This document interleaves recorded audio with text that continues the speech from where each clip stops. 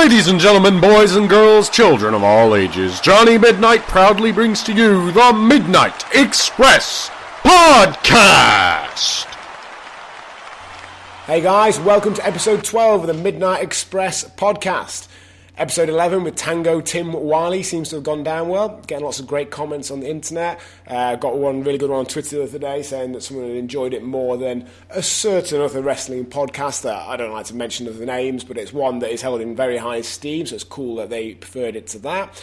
A couple of comments along the lines of the best British wrestling podcast going at the moment, so that's awesome. I'm glad you guys are enjoying it.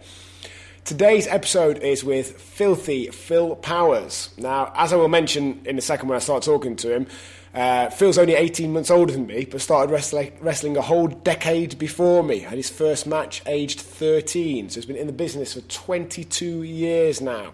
So as you'll hear in a minute, Phil's got a lot of interesting stories to tell, humorous anecdotes, and so on. So I hope you guys enjoy it. For the thousands in attendance and the millions watching around the world, ladies and gentlemen, let's get ready to rumble!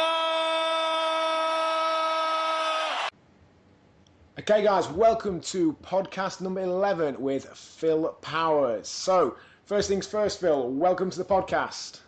Thank you very much, it's a pleasure to be here. Good stuff, cool.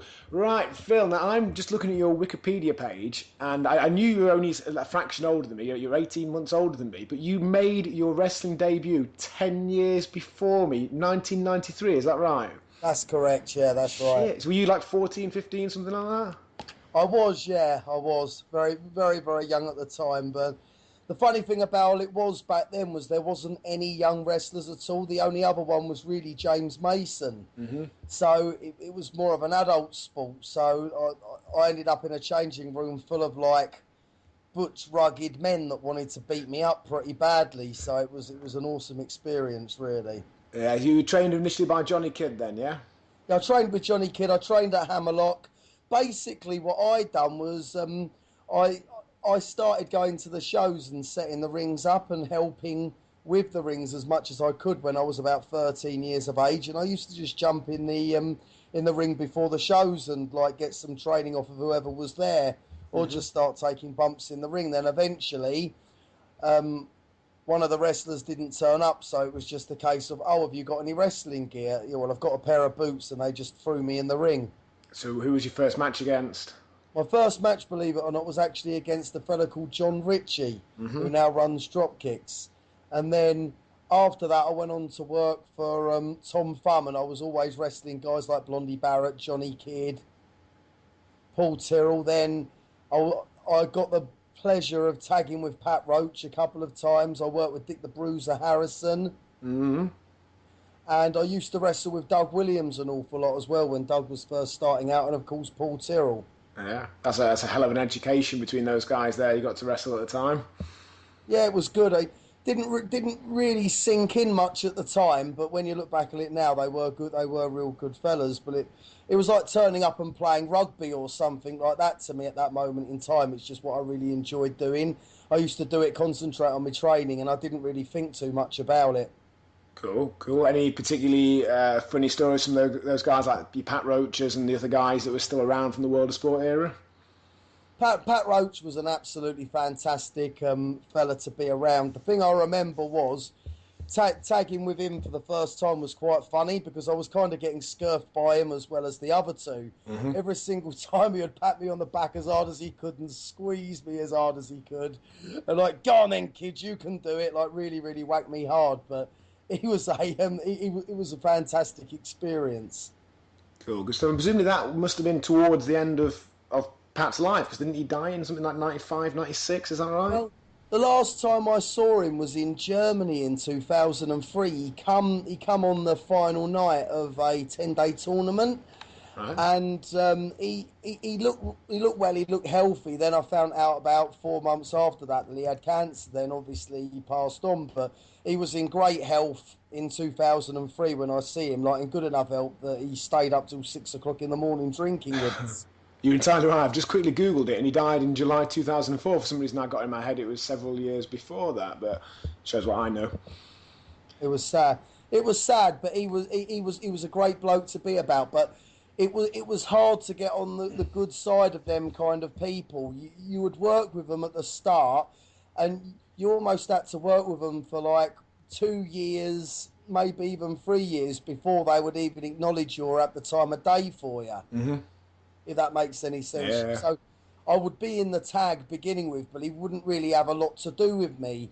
We wouldn't really talk before the match or anything, and I would just see him before we went down to the ring, and then we'll go into the ring as tag team partners, and he'll just pat me on the back a few times, and after say thank you, or just call me a twat for getting things wrong, if you get what I mean. But then as time went on, he was a lot better, and he was a lot nicer and a lot more pleasant with us, you know. But that was the old school mentality. I think perhaps in the wrestling business now, we open people with, we welcome people with open arms, is the way that I should say it, really. We're too welcoming to new people. So a year and a half, 2 years down the line, they start to think that they can start setting up their own companies and stuff like that, as where with that generation, they weren't quite as generous and nice in the beginning of the relationship. But then when you got 3 years into the relationship, they would give you anything. I think that approach is sort of, if you look at the people that came through and sort of stuck with it after that, it shows that approach works, because the guys coming through around the time you did, the majority went on to have long and successful careers and become, shall I say, proper wrestlers, as opposed to a lot of the guys that you mentioned coming in nowadays.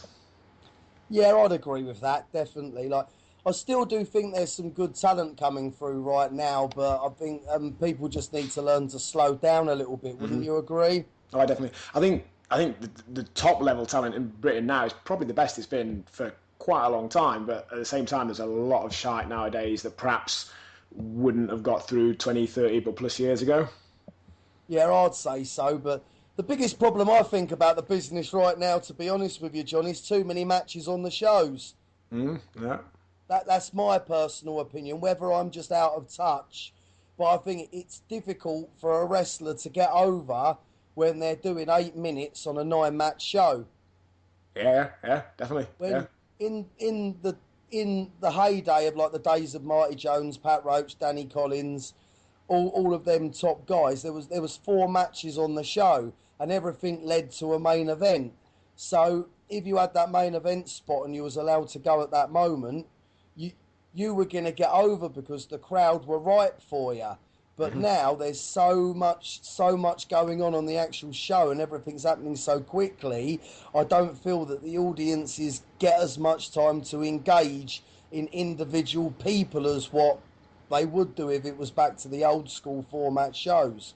Yeah, I agree. I think part of the problem as well with a lot of newer promoters or what have you is they're going very much for that more is more approach. So they know what they like watching on TV, and they just put as much as possible of that into a show. Whereas you're right that a lot of shows in the past, and a lot of the successful shows of nowadays, there's a structure to them. You have your place on the card, you do a specific job, rather than constantly trying to steal the show and be the flashiest match on there. Yeah, I'd agree. I'd agree with that. Definitely. And it'll be nice to see a slightly slower match before the main events as well, like a match where they weren't allowed to do anything off the top rope, and they weren't allowed to take any devastating bumps. More of just sort of like a hold slow match to bore the audience a little bit. So then when the main event goes on, bang, they're ready for it. But now it's like the come down match, to go and get the popcorn match on a show. The idea now is that they take as many bodged bumps and mess up as many sequences as they possibly can, and then try their hardest to burn the crowd out. So by the time the main event comes on, everyone's tired and they want to go home anyway. As where back in the era that I first started in, if you was to have done anything on the show that you shouldn't have done, you wouldn't get used the next night. And there was times when I would go out and I'd be on with Johnny Kidd, and you weren't allowed to touch the ropes, you weren't allowed to go on the top rope. All you're allowed to do is be in the centre of the ring wrestling. And I think that's why they had so many great wrestlers back then, because they could work on the mat. They didn't have to move off the ropes. They didn't have to take silly bumps, because they were saving that for like Kendo Nagasaki in the main event, or Marty Jones in the main event, Dave Finlay. Danny Collins, them guys then went out there and done everything. But it's just sad to see that you'll have an 8-match show and every match is very samey now, and people just want to take the silly bumps, so you don't get the ooh from the audience, you don't get the electricity from the audience with it like that. Of course, of course.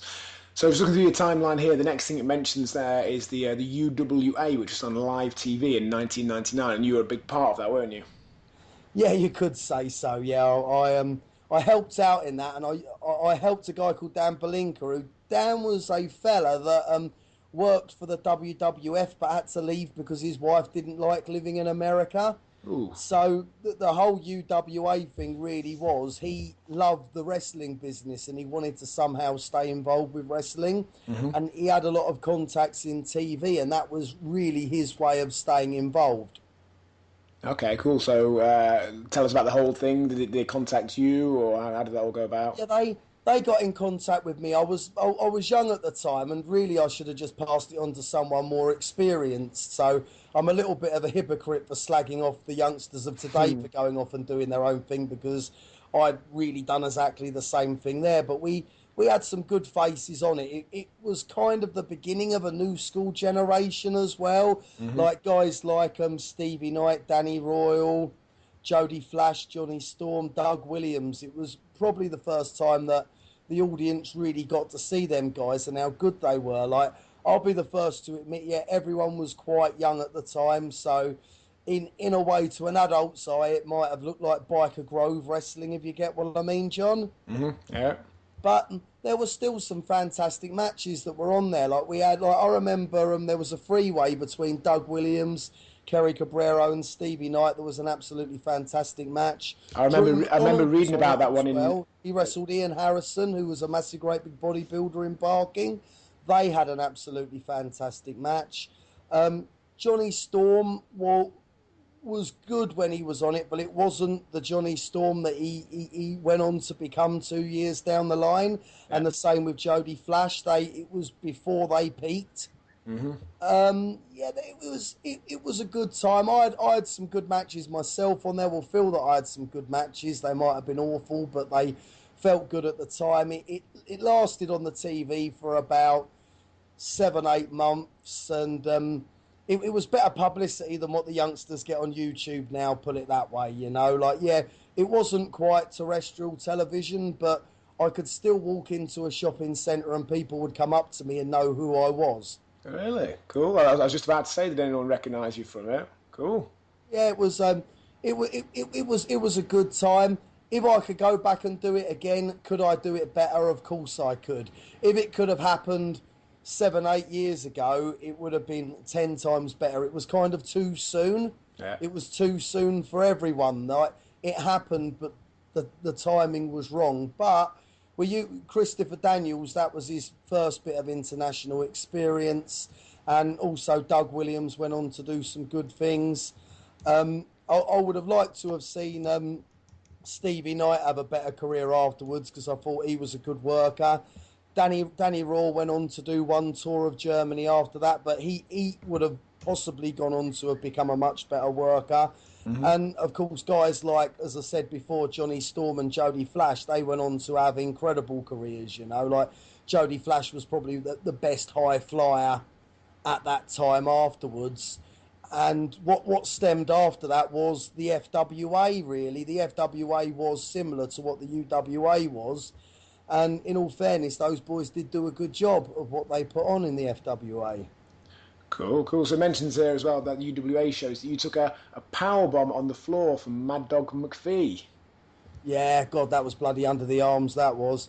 Yeah, they had this, like, TV show that they used to play, which was like the girls wrestling. I don't know whether they called it Cat Fights. Yeah, it says here Cat Fights, yeah. All the old girls, like Amy the Farmer's Daughter and Rockin' Robin, and we were in the studio, and I was putting the girls over, saying, yeah, these are good girls. And Mad Dog McFlea was slagging them off, and then he just kicks me in the stomach and power bombs me on the floor in the studio, which I thought was a little bit out of order myself, John. Wouldn't you agree? It's a bit strong, isn't it? There's no need for that, really. Yeah. It was nearly as strong as that drop kick you gave me in the Rumble at Croydon that time when you dislocated my jaw in 10 places. Was it your jaw? I thought you did something to your shoulder. Well, when I said you did something, I thought I did something to your shoulder. Was it your jaw? Sorry about that. I can't remember. I just remember it was a hell of a drop kick.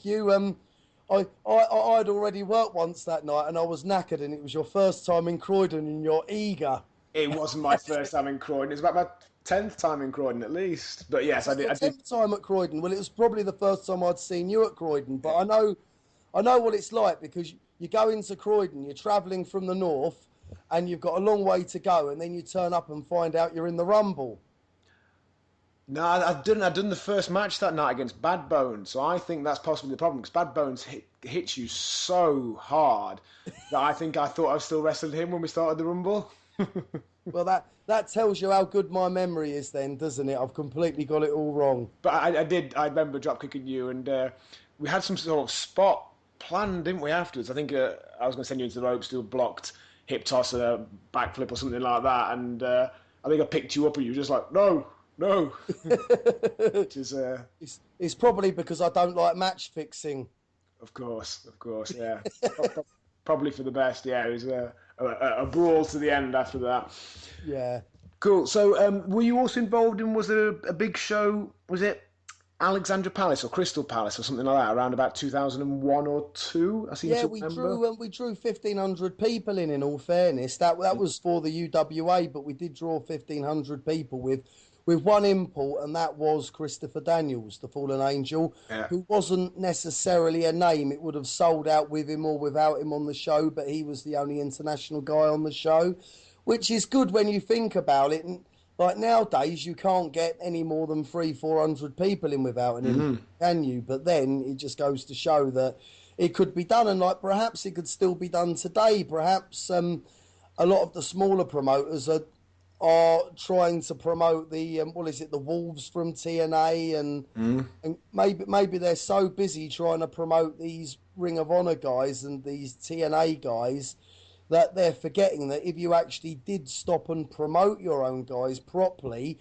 like Ian McGregor done that time, if you actually do promote your own guys properly, you can draw an audience of those numbers. Wouldn't you agree with that? 100%. I mean, Ian McGregor is, in terms of success as a promoter, probably the most underappreciated one in the UK. I spent the majority of the last 6-7 years of my career working regularly for him, and one show we had was 3,500 people at the Manchester Velodrome, and I remember reading on the internet literally a handful of weeks later that people were discussing what had been the biggest crowd in British wrestling in the last, whatever it had been, 20 years. And people were saying, some of the Alex Shane Super shows did 1,800, 2,000, etc. And XYZ show did this. And I felt like going on and going, I wrestled in front of 3,500 people in Manchester last weekend, but it just goes completely under that radar. No, I agree completely. A lot of people that are inside the business and actually know what's going on, not people that are on the internet talking about it, do say that Ian McGregor's the best promoter since Max Crabtree. It probably is as well, because his wage bill will be fairly low. He does, like you said, have like 4 or 5 matches with English guys. And although he paid me a nice wage, more than some promoters did, he's not going to have anyone on there who's on a big American name type wage. So his wage bill will be reasonable, and if you get 3,000 people or 1,000 or 500 people in, then there's definitely some profit in there for him. And you certainly don't find him on Facebook or Twitter either, which is another thing too. He gets confused when he texts me, to be honest. Sometimes I text him and then he'd ring me up a few minutes later going, I tried texting you back, but it's easier to call you. Yeah. I actually had my last match for Ian in Macclesfield this last October. There's 400 odd in there just in a local leisure centre, which, so a reasonable draw for any show, that is. No, that's fantastic. Like, I won't lie to you, the south of England right now, when I say the south, it's like my little corner of the business that I like to stay more local now, if I can help it, because the traffic's an absolute nightmare. Like, it was getting to the point where I was setting off for shows to go up north at 10 o'clock in the morning and not getting there till 6 o'clock in the afternoon. Jeez. And it's a stressful day, and what a lot of like the boys understand, but like the punters might not necessarily understand, that if you're a southerner going to the north or a northerner going to the south. You don't make any extra money for doing that journey. Mm-hmm. So you're practically giving up your whole day as well. Yeah. And you're travelling, and sometimes you end up losing more money because you've got to eat when you're travelling. You've got to eat, and you're pulling over at motorway services, and you're eating ridiculously expensive food, and you're stopping over and buying a bottle of Lucasade for £2.70 when you're absolutely thirsty, a chocolate bar for £1.80. The days of greasy lils and the cheap truck stops are completely over now, and a lot of the promoters, it's very hard to you almost have to fight with them to get the correct amount of fuel money. Yeah. And in these days where money is so easy to spend now but so hard to make, I can't really afford to do it on a regular basis anymore. So I'm in the south of England. We've got lots of shows going around the Essex way, which there's lots of positives going on right now, but there's also a hell of a lot of negatives. And if there's one thing I can tell you about this area, if anyone drew 400 people at the moment for a show in Essex or surrounding areas, it would be a complete miracle right now. Mm-hmm. Like the audiences we're tending to pick up are from like 100 people up to 200 people at a push. In some small buildings are good just now, but I almost feel that, as I did say before, there was a few positives going on, but I don't want to sound like Victor Meldrew or anything, but there is some flipping promoters that just haven't got a clue. And I do feel a little bit embarrassed being on some of the shows, to be honest with you, or being involved with some of the shows. But you can lead a horse to water, but you can't make them drink it, Like, there's an awful lot of this overbooked shows going on just now. Like, it's okay for Ricky Knight to run the Epic, where he's taping it for TV, and to put a 7 to 8 match card on. He's starting it early, the place is rammed, and the matches always go to time. Sure. But Dropkicks Wrestling, for example, I don't want to disrespect the guy that promotes it too much. I can't really say anything horrible at this moment in time about them, but why on earth would they run a venue in Ilford once a month, once every 3 weeks, and put on shows that go on for 3.5 hours, knowing that they're going back there a few weeks down the line? Like, to me, that is just stupidity and cluelessness. And as Letitia used to say to a lot of like the up and comers when she was telling them off, are you doing this for yourself or are you doing this to entertain the punters? Because from where I'm watching a lot of things with some of these crews, it looks like the wrestlers are there to entertain themselves, not entertain the crowd. Mm-hmm. Yeah, definitely, yeah. Cool, so just looking back here as well, actually, were you involved in some of those shows at Walthamstow, like was it Sabu's European Vacation and all those shows? I like that, Sabu's European Vacation. I'm sure it had a proper name like that. It was something like that, wasn't it, I think? I remember doing the first one, which I think was as far back as 1993, 1994. It was the first time that Sabu come over to the UK. It was brilliant. I think it only drew about 250 people, but wrestling was quite low at that moment in time anyway. And then I remember doing another one, and it was the first. I think they brought Mikey Whipwreck over with Sabu on the second one. Yeah. The first one, it was a fella called Judge Dredd, who was like a massive, great big 7-foot American wrestler in the 90s, early ECW time. And in the 90s, a 7-foot wrestler was like a mega flash. That was like the thing then. Yeah. And then he come back with Mikey Whipwreck, and I think the match was Mikey Whipwreck versus Jason Cross and the Dirt Bike Kid, if you remember him. I do, yeah. Against Sabu himself. I think the Dirt Bike Kid was really one of the first wrestlers to give himself a lot of self-promotion. Mm-hmm. It was his promotion, wasn't it? He organised that, didn't he? He did, yeah. I think he trained under Shawn Michaels in America, and then he come over here, and again, like I was saying, we never done that back in our day, but obviously it happened in the 90s as well. People running shows to kind of put themselves over. And it was before the internet, but what the in thing was back then was tape trading. Mm-hmm. All the geeks used to turn up to the shows with their video cameras, record the shows, and they used to make dirt sheets that they all sent to each other, and then they would sell videos. So some of the tape traders were probably making 2-3 times the amount of money than what the wrestlers were and what the promoters were as well from selling these videos and trading them around. And a show like that wouldn't have drawn a massive great big audience, but it got traded by the videos all over Europe. So I got some bookings in Germany for a company in Hanover called IWW, just off the back of doing that show, and a couple of international bookings just off the back of doing that. So it was good for me at the time because it got my name out there. And then, of course, on the third show they done, they brought Rob Van Dam over. Yeah. So that was, I didn't get to work with him in the ring, but I done some kind of a run-in. He worked with Michael Kovacs, and I remember it being an absolutely fantastic match. Rob Van Dam versus Michael Kovacs at the time was just like something that we hadn't really seen before. And you could tell that Rob Van Dam was going to go on to become the big superstar that he did.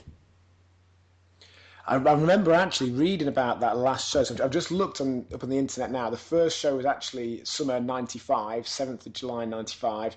The second one you mentioned there was 96. The third one with Rob Van Dam was 98. And I do remember reading about that in Power Slam, the magazine. And I seem to remember, it's just come back to me now, that it gave you a really good write-up. And it said something about, with your look and was it something like a spear and fisherman suplex combo finisher, then you'd be a potential star of the future or something like that. Does that ring a bell? Oh, bless them, bloody hell! They got that wrong, didn't they? You know.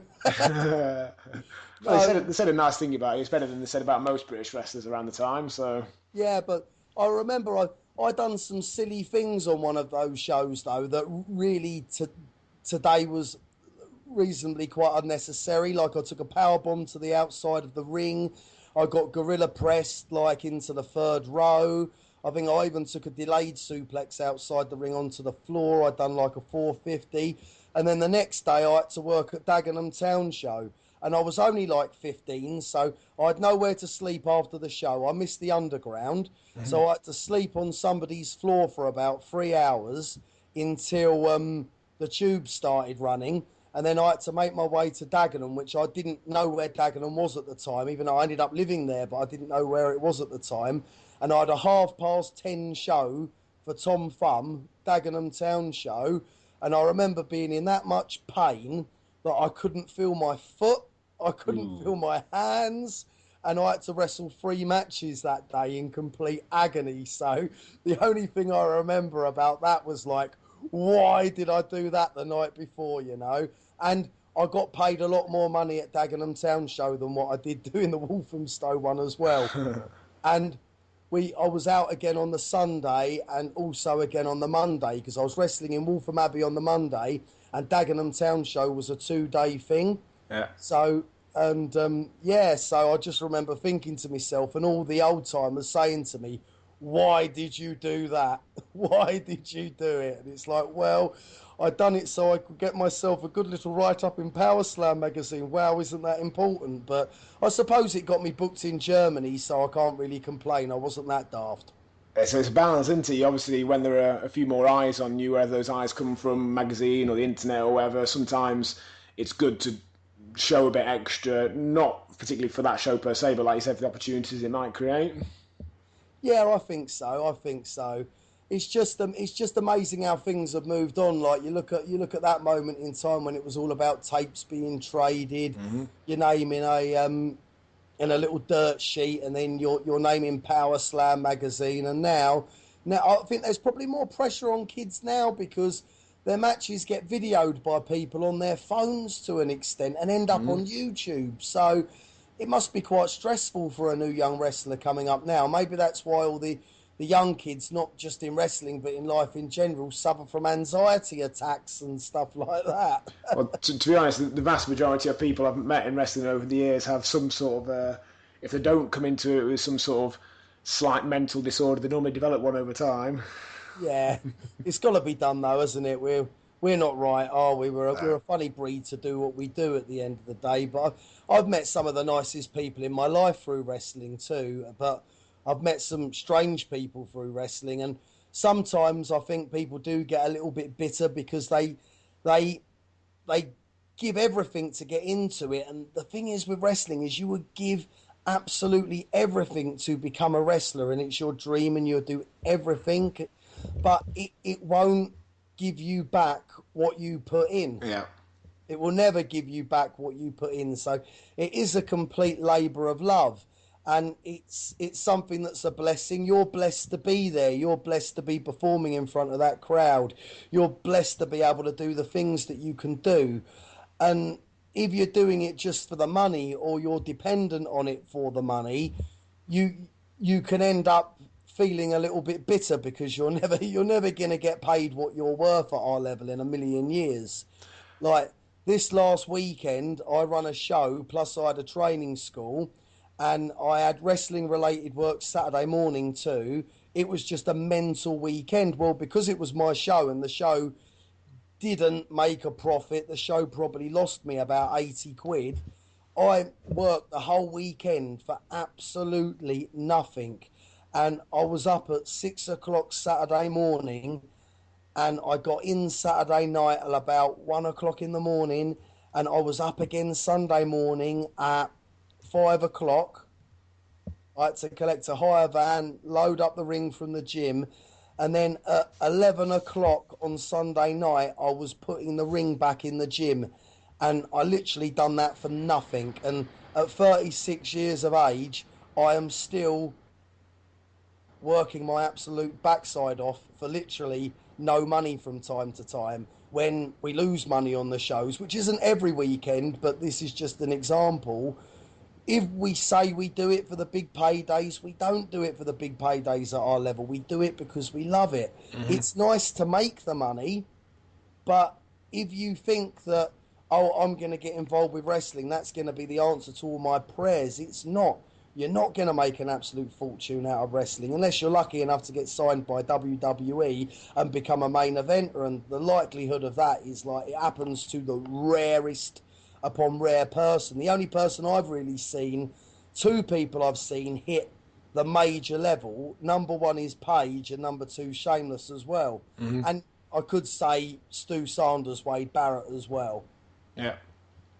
No, you're definitely right. I think even if there's guys who get to the low levels of WWE, you're probably still not really doing it for the money. Because even then, although it's good money, it's, I don't know, if you don't enjoy it, if you don't love it, it's probably not enough to justify the lifetime of pain you're going to be left with and all the hard work you have to put in to get there. No, absolutely. But the pain does become quite enjoyable in the end, doesn't it? You know, you beat yourselves up. We do enjoy the pain, but all I can say to people, and there's a couple of like good young wrestlers. One of them's just been released recently. I won't mention his name, but he's a lovely fella. He probably gives the job away for my liking a little bit too much on Facebook. But the only one bit of advice I can give to him without saying his name is enjoy it. Don't get bitter about it. Enjoy it, because 5 years down the line, you might not be doing it. And then you're going to be gutted that you spent the last 5-10 years doing what you love doing, moaning and bitching. Of course, yeah. Cool. So just looking through your Wikipedia page there. So throughout the sort of mid-2000s, there's a variety of different promotions you worked for there. You worked for All Star, met you several times there. RBW, VPW, always end in a W, don't they? Yeah. Any particular stories from working for some of those guys? IP Freely. Lots of them. Well, to be honest, at that moment in time, I was focusing on running my own shows because I had the Holiday Park contract for Colin Deaton and Sandra Deaton, who were D&D Promotions. So I'd done that from literally as soon as I finished working for Live TV, I then went on to doing the holiday parks, and I had my own holiday park run for about 15 years, which was my bread and butter, because in the summer months and the out of season months, that was a nice little earner for me, and also an opportunity to get away from the real world and have fun.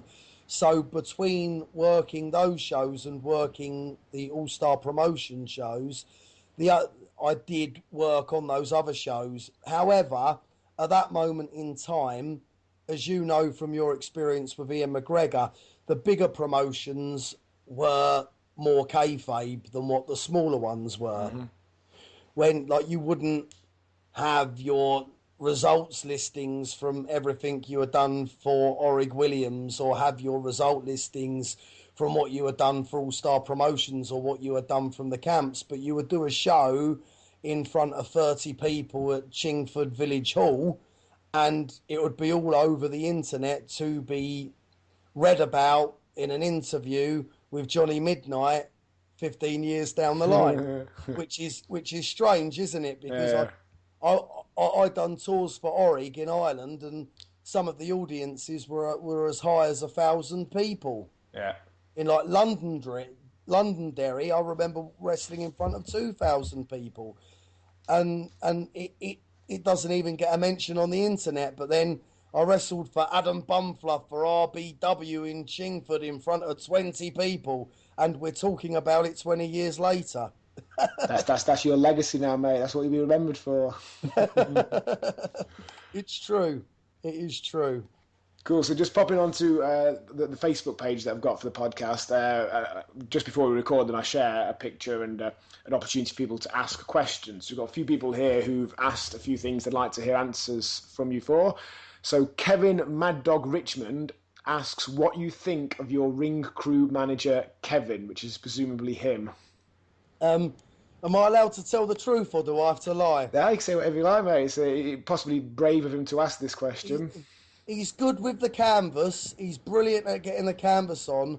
Yeah. But, oh, my God, has he been lazy of late? Has he? The last 3 weeks, he has been lazy on the ring. I've had to shout, "Where's Kevin?" when the ring's going up. He's put me in it. He's made us late. So if the last couple of weeks is anything to go by, Kevin, I adore the fella to pieces, but he needs to get stuck in a little bit more on the ring. Or is it that he's too old to do it now? But the best ring help I've ever had in my life is Sammy Ray, without a doubt. Yeah, I try to remember, actually, you and Sammy always used to do the ring jobs, didn't you, together? Yeah. Sammy Ray was was definitely the best ring man that I've ever had, without a shadow of a doubt. But Sammy's gone on to bigger and better things in life. He works in a similar sort of industry as what you do, but I think he trains the personal trainers up to be personal trainers, which is probably similar to what you do. I do that as well. That's more of a sideline to my daytime thing. But I knew Sammy did do that, actually, because I spoke to him on Facebook and Messenger probably like 3 or 4 years ago now. And I think at that point he'd just started doing that, I think it was. Unbelievable, because he never used to go to the gym, and then it was me that got him in the gym.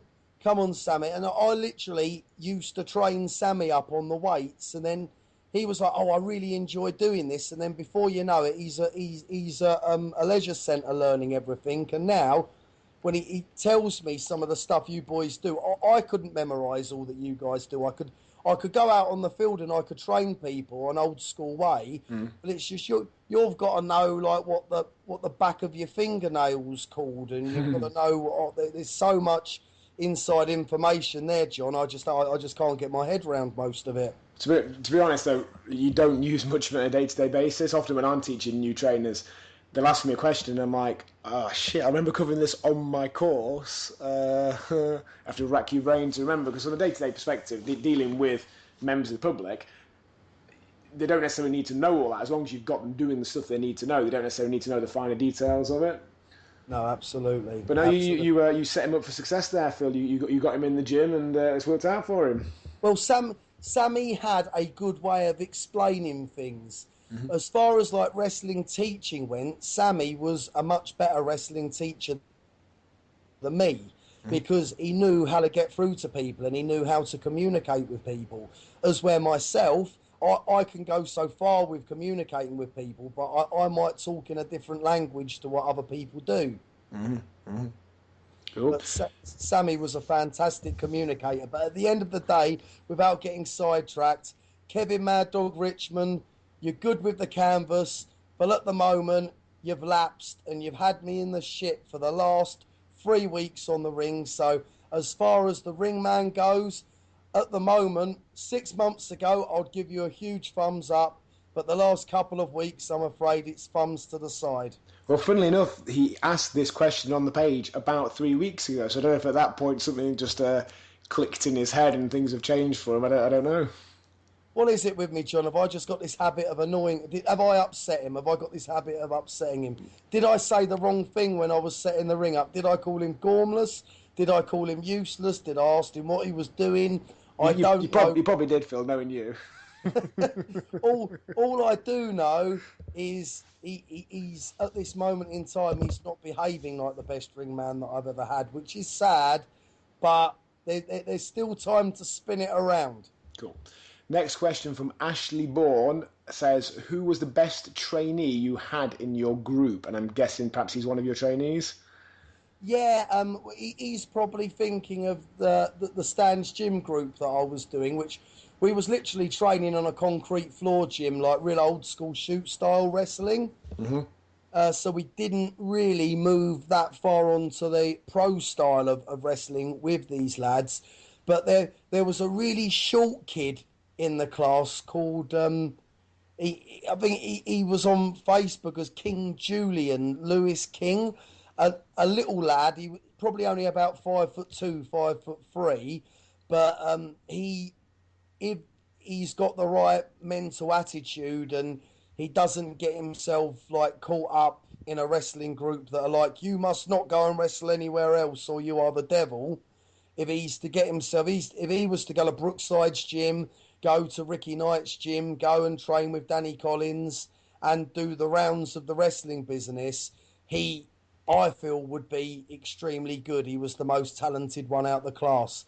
King Julian, Lewis King, I forget his name, but he definitely had a bit of talent as well. I wish I could say that about all the others, but sadly I can't. Fair enough.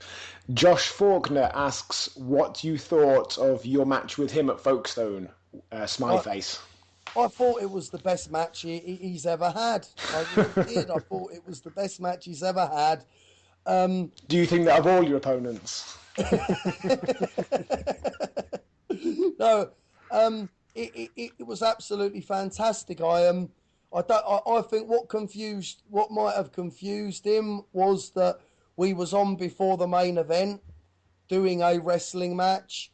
And my belief is, if you're on before a main event doing a wrestling match, you take an arm and keep an arm on for as long as you can. You take a head, keep a head on for as long as you can. And you bring the crowd down as much as you can so that when the main event go on, they can erupt the audience. And I think Josh might have wanted to have done a little bit more in that match. But I think when he listens back to this, he will understand. But I will say now that looking at Josh 3-4 years ago, I would probably put Josh as the most improved wrestler of the last few years, definitely. Okay. Duncan Playle says, who was your bestest friend and punchbag growing up? Which again, I presume is him. Yeah, he was one of my mates going through school, but he was actually a national swimmer as well, so he was a good athlete too. But yeah, we used to have some nice little punch-ups.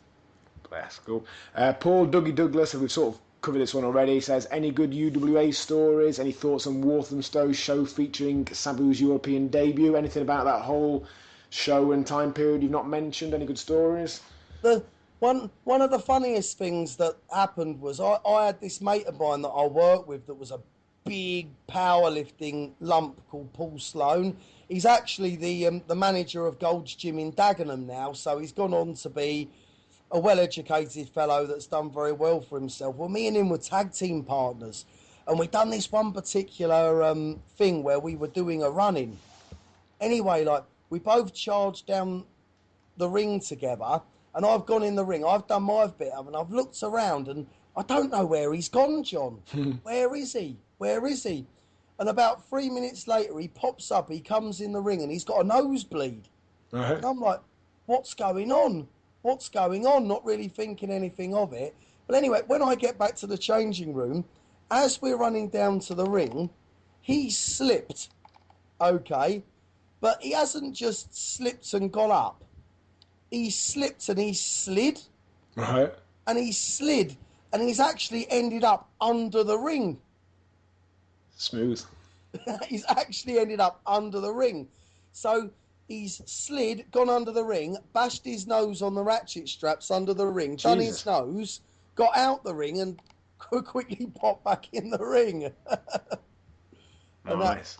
And that was our TV show, John. Sounds good. I might have to try and find it on YouTube or something. Maybe that's why we're not talking about the first episodes and why it's still running 15 years later. Cool. Any other just general stories to share with us, folks? Obviously, you've been around a long time. You met a lot of people. Just before we started recording this, actually, we mentioned, unfortunately, the news came out last night that Drew McDonald passed away yesterday, sort of afternoon, evening. Any particularly good stories about Drew? Most people have some good ones about him. There's absolutely some fantastic stories about Drew. Probably, I would say, and I'm sure you would agree with me, and everyone listening is going to agree, he's got to have been the ultimate professional, probably the best person that any of us have worked with. Mm-hmm.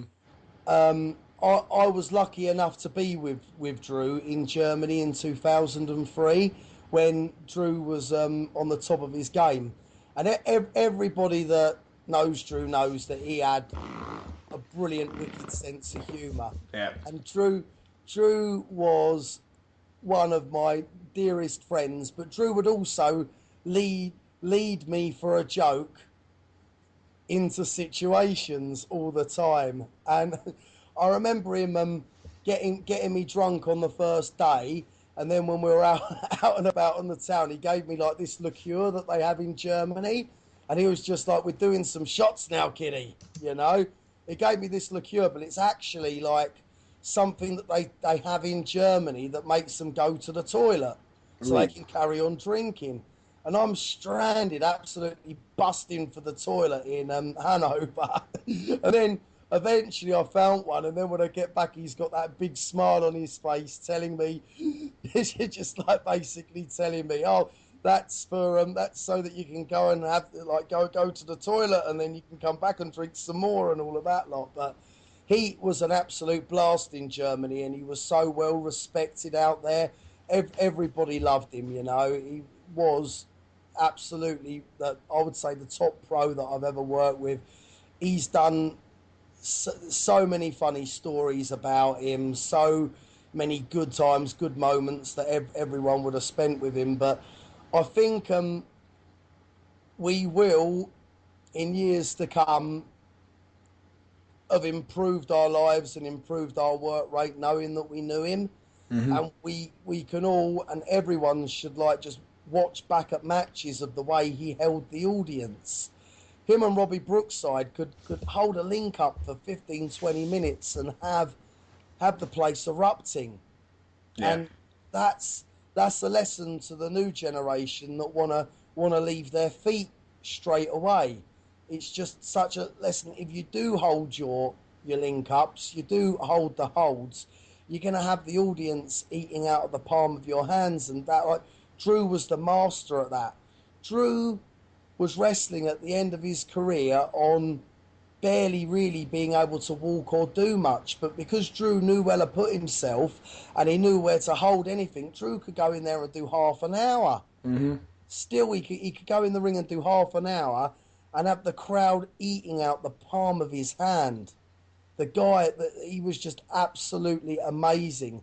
I think he's going to, his image as a wrestler will go down in the books and will go down in the libraries as being a British wrestler that will not be forgotten, will never be forgotten, and his image will be up there with people like Crusher Mason, the French Angel, Quasimodo, all of the old-time greats from the 40s and beyond.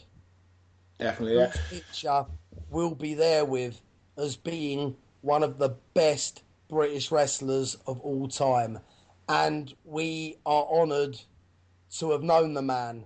And we just need to take his knowledge and move forward now and better ourselves. That's what I believe. Yeah, I agree 100%. I was very lucky. I lived in Sheffield at the time I started working for All Star, and obviously Drew lived up in Leeds. So probably a good 95% plus of the shows I did throughout my mid-20s would involve me picking Drew up, either from Leeds or he'd come down to Sheffield and driving off with Rampage Brown sat in the back listening to Hatebreed on his headphones, and maybe picking up Robbie Brookside or what have you. But that education, that experience, all that time I spent with Drew was invaluable. And the funny thing you should mention, actually, he said about his pains and all that towards the end of his career. Funnily enough, when you mentioned he was in his peak in 2003, he was actually registered disabled at that point. After he, I don't know if it was an actual break to his neck, but after he had the big neck injury that kept him out for a while, when he came back, he actually had one of those little blue badges. So we'd park up at the disabled bays because he was registered disabled. The amount of pain he was in, the damage. The thing is, the guy wasn't pulling a fast one. No, he wasn't. No. Benefits system. He was actually disabled. Drew couldn't have gone and worked on a building site for 12 hours a day, or gone and worked in a factory for 12 hours a day, but because he was that good in the ring, he could wrestle a 25-minute match without having to barely do anything. But then he wasn't averse to doing a few big things at the end. I remember one of the matches, I think I refereed it, it was down at Croydon actually, it was Domino versus Drew, and exactly like I said there, I spent the first 50 to 75% of the match getting the crowd going, but at the end they were busting out some big moves, and Domino for the finish actually gave Drew a tombstone on the wooden floor for a guy with a broken neck. It shows what a performer Drew was. Oh God, I remember at 2001, 2002 time, Drew would take the bill, he'll get thrown off the top rope, not into the ring, but to outside the ring. Yeah. I remember, I think it was, who was it told me? I think it was Doug Williams, actually. He said the first time he wrestled Drew, I think it was for something that was on TV or what have you, and Drew suggested to him that the finish would be that he gave him a superplex off the top to the wooden floor, which, again, for a guy at that point, perhaps he wasn't quite registered disabled at that point, but obviously several years of injuries behind him was a hell of a thing to be suggesting. Yeah, he just wanted to give the crowd 100%, and it was at that time where the punters were starting to expect a little bit more. Well, certain audiences really were starting to expect a little bit more, and Drew was there to give it to them. But the other thing that I loved about Drew is the fact that he was one of the old timers from the World of Sport era. But when the newer generation wrestlers were starting to come in and some of the older generation wrestlers were starting to fizzle out, Drew was one of the old-time wrestlers that completely and utterly broke the mould from the old school and went new school. Mm-hmm. He was... I remember him saying to me he was one of the first British guys to wear wrist tape in the ring as well. Right. So he really was he was a major innovator in my opinion. He wrote the book on the business, the modern business, without a doubt. He wrote the book on the modern business, and when he was the agent for WWE, he really did know. He really had his finger on the pulse, and he knew who to sign. Yeah. Pretty much everyone that's made it from British wrestling over the last 10 years or so owes some degree of thanks to Drew for that. Absolutely, but it's sad. It is so sad. Like such a personality and character, like he was. Of course, yeah. Any other stories to share with us about other people? Any humorous things that happened to you over the years? Anything the listeners might enjoy hearing about? There is 1,000, but I don't really think that I'd be able to share them in. Yeah, everyone mentions that about stories. This does have an explicit There's rating. quite a few things that are probably left between changing room banter with the boys. In all fairness, you know. Probably for the best. But one thing I will say is it's good to still be a part of things. It's good to know that at 36 I can turn up to the shows, and I'm still capable of putting on a match. To my knowledge, I can still put on a match. For all I know, I might just be getting booked because the promoters feel sorry for me that I can't do anything anymore. A booking's a booking, though. It's good to know that I can still go in there and do things. It's nice to spend time with the boys and to see that everything's still happening. And I just hope that in the next few years that us in the south, in this little Essex area and beyond that, can get ourselves together a little bit more and can start working together as a team, and we can start selling the shows out again. And I'm proud of the guys in Scotland that they're doing as well as what they're doing, because I've sold an awful lot of rings to Scotland, and I remember when that little bubble was first beginning, and to see that go to where it's got to now is really, really cool, I think, to know that Scotland are having it off. I'm proud of a lot of the guys like Spitty. I'm proud of Spitty. He's gone a long way. He's done a lot of good stuff. It's great to see Robbie Brookside with his spot in WWE right now. That's a fantastic thing to see. Ringo Ryan's gone on to be an absolutely fantastic worker. Josh Faulkner's gone on to become an absolutely fantastic wrestler. I'm a little bit concerned that in 5-6 years' time, nobody's going to be able to control him. But at the moment, he's okay. But he's going to turn into a monster. To be that size at 19 and to have that much strength at 19 isn't normal. And he's gonna be an absolute freak in a few years' time. He will be another Thunder, another Darren Walsh. Right. In the sort of strength and upper body level, because the kid's an absolute monster at that age. Even to a certain extent, it's good to see El Ligero doing as well as he's doing as well. Yeah, he's doing great. Probably the busiest person in British wrestling nowadays, by the looks of it. Absolutely, absolutely. And I don't believe the stories that you can book him for a fiver as well. I don't believe that's true. I think it's £6. Give him some credit. £6 and a sandwich. I don't believe he's out working for £5 a show. I think that's like completely and utterly, that's sour grapes. I know it is. I'm only joking. Yeah. I believe he's on a good wage, and he's very good at what he does. He is really good at what he does. I must say as well, I don't know the full ends of the story, but I do feel a little bit sorry for Domino.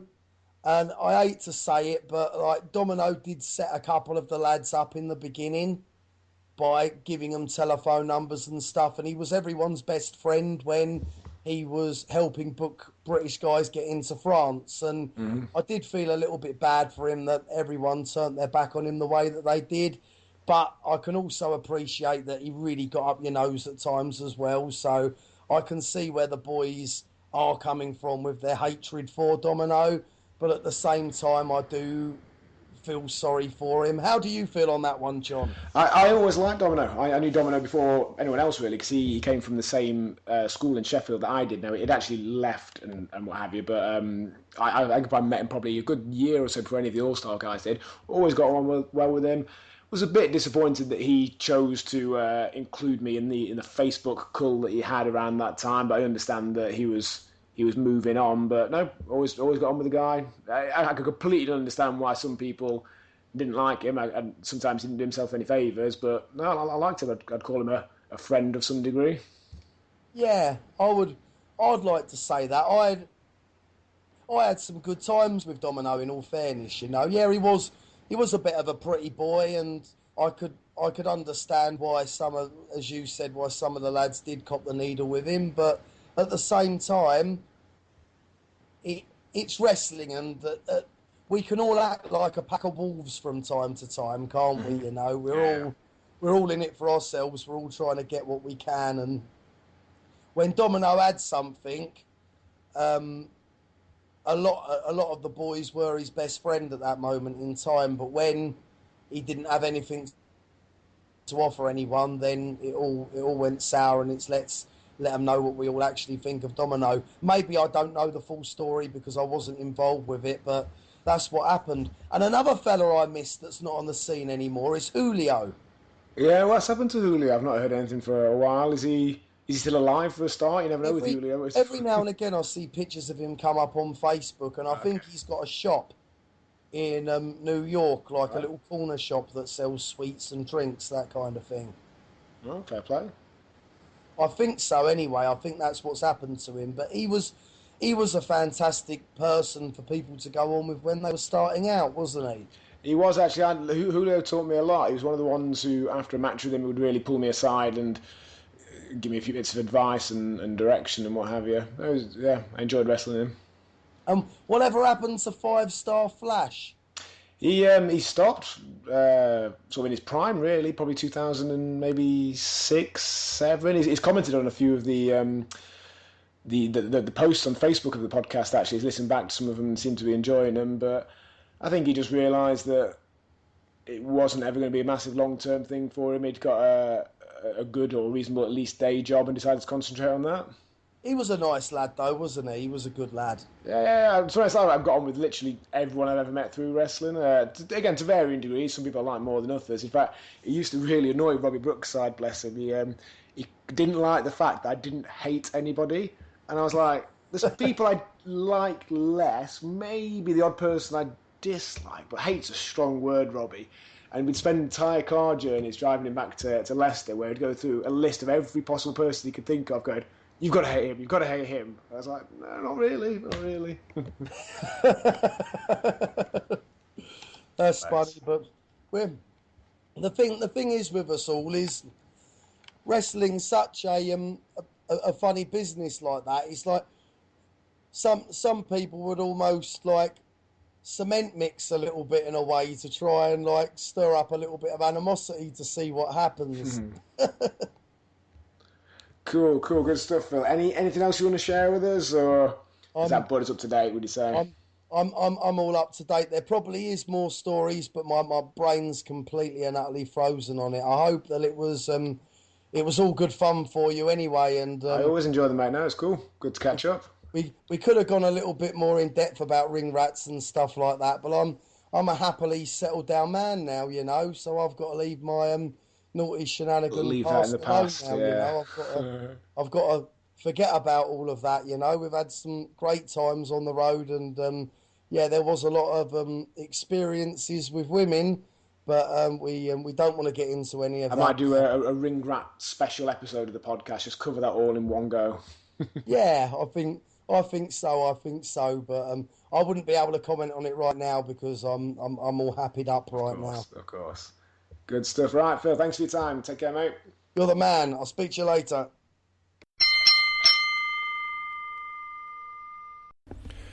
Okay, guys, that concludes episode 12 of the Midnight Express podcast. Not episode 11, as I erroneously said at the start of the interview there with Phil. I'm getting into double figures now. I'm struggling to continue to count. After all, I was a wrestler, so double figures is hard work. Guys, hope you enjoyed it. Got a few more lined up again. I'm not quite sure what episode 13 is going to be. There's various people that I'm due to interview. It's just fitting them all in. That's going to be hard. Got Drew McDonald's funeral this Wednesday as well, which will be an emotional event. Nice to see some of the old boys, but again, it's one more thing to be a little bit less time to get stuff done this week. But I'm looking forward to that send-off for Drew. I've mentioned briefly in previous podcasts, Drew was a great influence on my wrestling career, as he was on dozens, if not hundreds of other people's. Living in Sheffield at the time, when I first started working for All Star, Brian would tell me to meet up with Drew. Drew would come down either to a meet at Sheffield or I'd meet him along the motorway somewhere. So I spent the vast majority of my mid-20s sat next to Drew as we drove to various locations all over the UK. Hell of a guy, hell of a character, always had stories to tell, anecdotes to keep you entertained on those long drives, always offering a bit of advice. As so many people have already mentioned, Drew was the master of getting the most out of, to start with, relatively little. You know, once he started going, once the match was going, he could go. but you could quite easily get 5, 10, 15 minutes with the crowd absolutely loving it when you hadn't done anything. Chris Jericho mentioned it in one of his autobiographies, where Drew had said the same to him in Germany. He didn't quite believe it until he saw the master in action, so to speak. So Drew will be sorely missed by me and hundreds of others. And although it's going to be a sad event, the funeral on Wednesday, it'll be nice to pay my respects and to see some of the boys, to be honest. So there will be a podcast next Monday, the 23rd. I don't quite know whose it'll be, but I hope you look forward to it.